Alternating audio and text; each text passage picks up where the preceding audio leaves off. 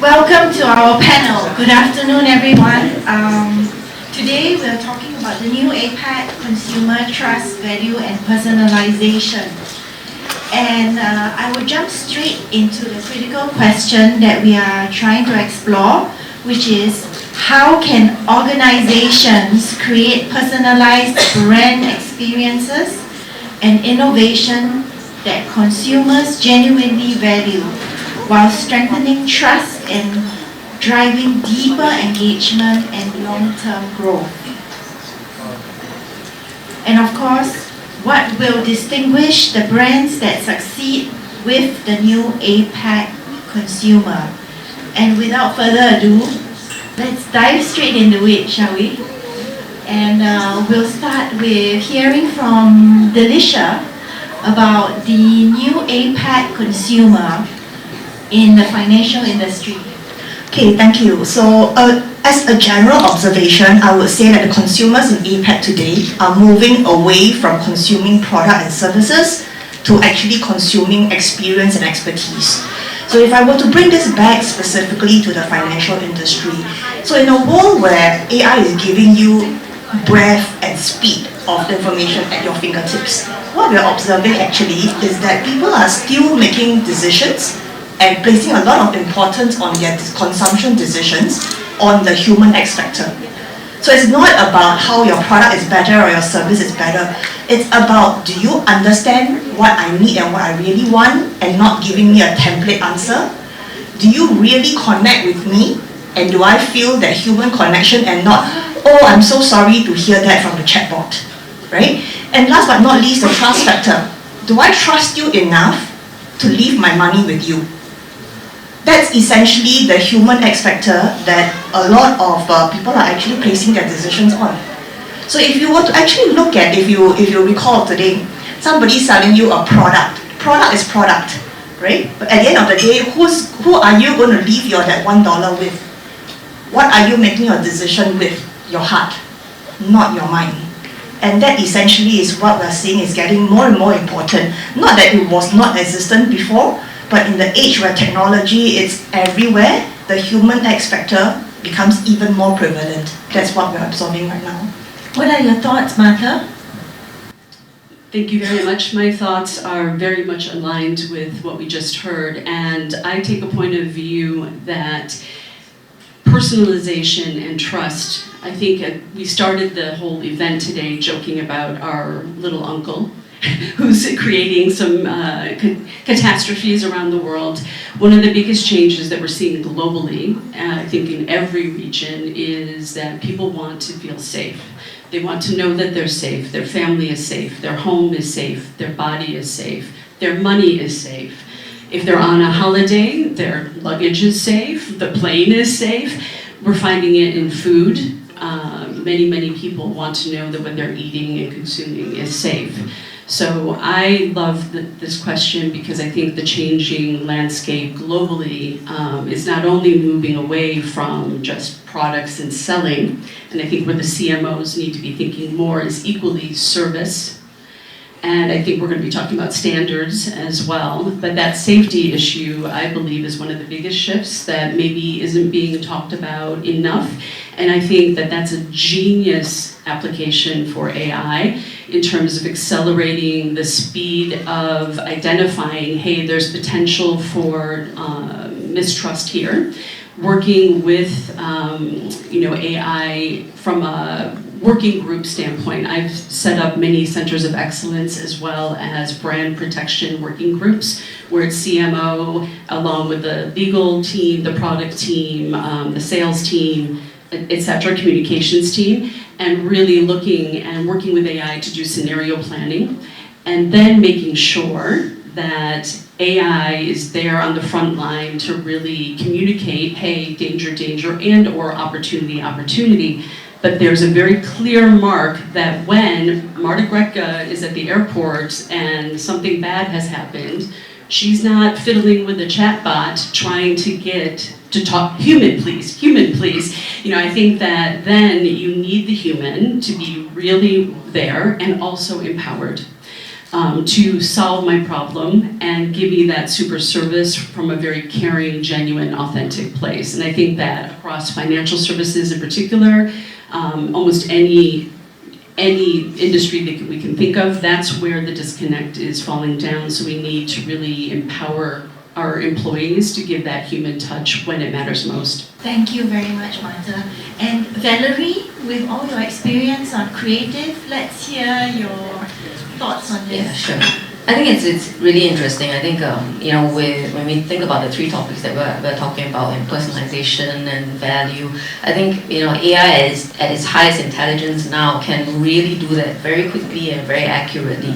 But when it comes to trust, at the end of the day, people still lean on human beings, and like our panel has been talking about, that human connection. And one point that I really want to touch on when it comes to human connection is the use of creators and influencers. A lot of brands are beginning to shift a lot of their money into that area of spending. And it's a huge area. If you're going to invest in, you have to take note of the safety measures there. And when we talk about trust and safety, it's not a short-term thing. A lot of brands still use creators and influencers in a very short-term way, as if they are media reach, right? But you have to realize these are human beings with lives, and they continue to lead on, and they continue to represent your brand, whether you like it or not. So I think when it comes to brands engaging creators and influencers, you got to make sure you have a clear long-term strategy with them, even a long-term measurement with them. It's not about clicks, it's not about commercialization, because that will come across as, in fact, very untrustworthy, right? So remember that you got to think about, can you build more brand measurements into your creator and influencer measurement strategy, right? Whether it's building more affinity, brand engagement, brand love, and also can they be someone who is committed to represent your brand for as long as they are on social media. That would be the best, right? But I think things will need to change very soon, and even with brands, I think you got to have a very clear strategy in that front. So far we've talked about the financial industry, travel industry, and Valerie has run skincare, MasterCard, many brands across categories. Let's look at some real example. And Munas, can you share a little bit about telco industry, Yeah. Singtel? So, having worked on so many multinational companies around the world, I will tell you one thing about the APAC consumer. They are the toughest, right?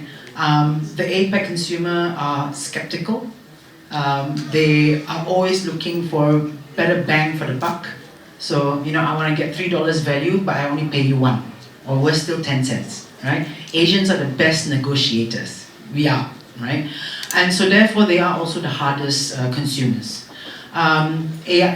Marketing is very multifaceted. There are many aspects to it. AI can do half the job, but the other half is definitely going to be very human driven, right? So an example is, and that's where value really comes into place, and experience, just as Delisha said. So in a telco example, I'll give you Singtel, which is our client. 2 years ago, they came to us and said, like, okay, we've got all these customers. We have an ARPU problem, which is how much are they spending. Now, in the telco world, we are getting unlimited data now for next to nothing. So it's very hard for the telcos to make more money from us, right? But they do want you to spend with them, they still want you to stay, and it is getting harder. So they came to us and said, can you help us come up with a reward and loyalty program, because we want to give them more value for what they do with us. And so it was very simple, because at that time that's all they could do. We gave them dining rewards, and you think, it's nothing. But again, we are talking about the Asian consumers. If I can get something free, yes. If I can get more value, yes. And so that's what happened. And so in the second year, it became a loyalty and reward program, which we then gave them experiences. And we know through the data that everyone loves traveling in Asia. So for the regular customers, they get 15% off all year round on travel. And for their red customers, who are their VIP customers, they get 20% off travel all year round. Now what that's made is, not only do their customers retain, they spend more. Because they know if I spend with this telco, I get something else more. I don't just get my data, I don't just get my calls, I don't just get my, and you get more. And I think, and it's all related to experiences. So I think today, as people are more and more exposed to AI, they are going to want more experiences. And I think brands' role is to give them value and experience. Thank you, Mona. Thank you for sharing that. And let's change the line of discussion now. So, let's really, Anita, let's discuss what will distinguish the brands that succeed with the new APAC consumer. Adding on to what Manas mentioned, well, we're definitely using AI to create a lot more content these days and at a much faster pace. But the real value from AI comes when we're using AI to create a lot more relevant content for the customers. So AI helps us analyze customers' behavior across multiple platforms, what they're doing, when they're doing, what is it that they're researching for, what is it that they need. And with the help of AI, we are able to get all of those insights and identify what is it that our customers need and at what point do they need. And accordingly, we create our strategies. Okay, these customers, they need this kind of content, they need this kind of product at this point in time when they're most likely to buy it, consume the content. And that is how we've changed our targeting. And how it is helping us, it is helping us in, first of all, the customers get what they need and when they need. And it is helping us in increasing the customer's lifetime value, the revenue which we get from the customers, and it is also helping us in building better trust with the customers because they know that yes, we give them the product, what they need and when they need. And on top of that, of course, it makes our GTM strategies much more efficient. However, for Asia Pacific, we can't just use one single standard for personalization. Now, APAC, we cannot treat it as one single homogeneous group. It's multiple countries, and we've got to keep those regional nuances in mind. Well, every country, in APAC, different countries have different level of digital literacy. They have different level of sensitivity to how we're consuming their data. They speak different languages, and the channel to reach to all of these customers in these countries, it varies country to country. So it's important that we look into those regional nuances and as well when we are tapping into the customers in different countries. What is their preferences? We keep their preferences in mind, and then we create our marketing strategies. We create those personalization in place. So that is where once the brands, they start taking all of those inputs from AI and start targeting the customers at the right time when they need it, those are the brands that are going to win. And I would also like to add on to that, it should not feel as they are being monitored than what they're doing, because that might end up eroding the trust. So yes, it's like we're there helping them, but yes, they're not being supervised. That's where we should draw the line. Thank you, Anita. Yes. So, Adil, having worked on e-commerce and digital marketing, what would you like to build on to Anita's discussion?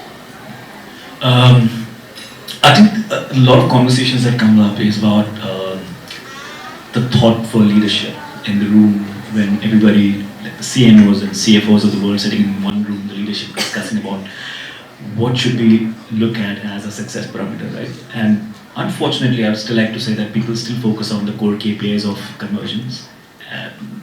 It doesn't matter whether that's come from AI or any other format, right? The first question that the CFO and the CMO and the leadership team will ask you is about, have you converted the user or not? I think that conversation needs to change. While we all very happily like to tell each other, hey, you know what, it's not changing, this is how it should change. That's not the reality. I think every morning when we go back to work and then we are in a leadership conversation, the first question comes up is sales. And unfortunately, I don't think there's any AI tool that's going to give you an exact answer of what the conversion looks like, right? I mean, of course, there are commerce-related tools which will tell you, which are specifically used for that purpose, but in reality, when you merge technology with APAC consumer, it's just about the ease of doing things rather than looking at value as a price parameter, right? Because the youth, or the so-called audience of tomorrow, right, or the consumers or the buyers of tomorrow, they're not focusing on price. They're not focusing on discount. They're probably focusing more on, how is AI helping me second guess? Those kind of things, right? So I would say the conversation, while we love to have it in these boardrooms, it should definitely change in the leadership scenarios as well, where people are talking more about how, or the question, I would be really happy if my CMO was asking me a question about how AI is helping the consumer to get into that journey, or to sort of have specific questions which is related to helping our consumers, rather than asking me, okay, have you received those conversions at all or not? So yeah. In one sense, but I think I would shift the conversation to people, the human side of things. So every time there's a major tech revolution, and I've been through two, the mobile revolution with BlackBerry, and then the last decade with Microsoft through AI scaling. And I've seen that every time there's massive tech revolution, and that's what we are now in with AI, trust is the currency. And so trust really is the currency. And how does a brand build trust? And so all our panelists actually talked about various aspects of building trust. And I would think that with AI, hyper-personalization is going to be key, and it's possible with this technology. But as you do that hyper-personalization, it's very easy to narrow the boxes. Like you can box me into Indian woman in Singapore, living somewhere, was in technology, and so you will sell me something, right? But the point is, if I'm out there buying water from 7-Eleven, I'm okay with doing a digital payment. But if I'm buying investment plan, I'm not okay with chatting to a chat agent. So AI needs to be used by the CMOs to move from the traditional segmentation into something that is more relevant to the pieces that we were talking about, which is what is the relevance, the context, the behavior, and so on and so forth. So that is one thing that has changed. The second thing is actually that it's context specific. Was I buying 7-Eleven, or was I buying insurance or healthcare? So those are different scenarios. So the AI can hyper-personalize, and it should correctly. But the third most important thing, which I'm most passionate about, is this.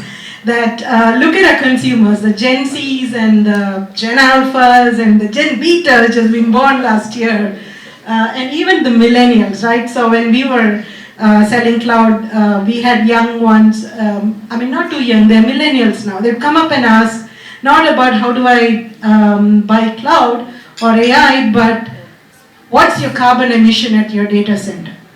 This was 5 years back. So these audiences today are more aware about purpose. What is a brand's social value? Can I trust you because you have certain values? Now, if that is the case, only 23% of AI is being developed by women. And then if you look at seniors, that's far lesser. And now, so the point about segmentation is it is not for brands. The brands who will actually become successful are the ones who are not segmenting consumers just to make sure that we are marketing to them, but actually co-opting these segments while you're building the products. Thank you very much, Annie. And to the lovely panel, thank you very much for all your insights today. They have worked very hard to ensure that we get capture time. So, thank you. All right, thank you, panelists. Can I have Weimong please present mementos and thank all her panelists? Munas?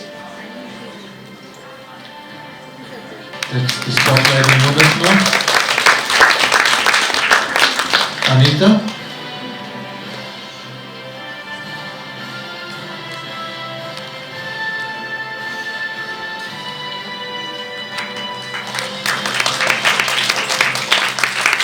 Valerie?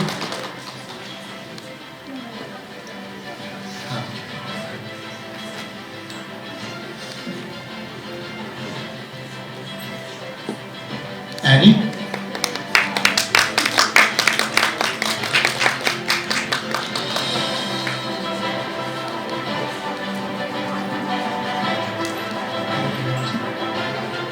Adil? Let Annie take yours. Adil Sanwari?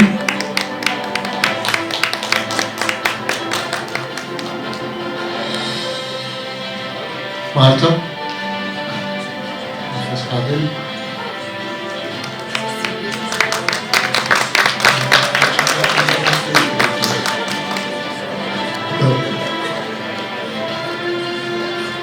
Martha is actually passing around.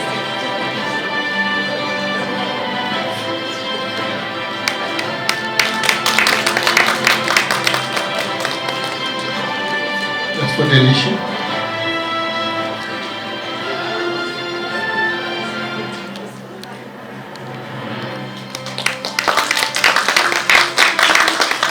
And Mohammed.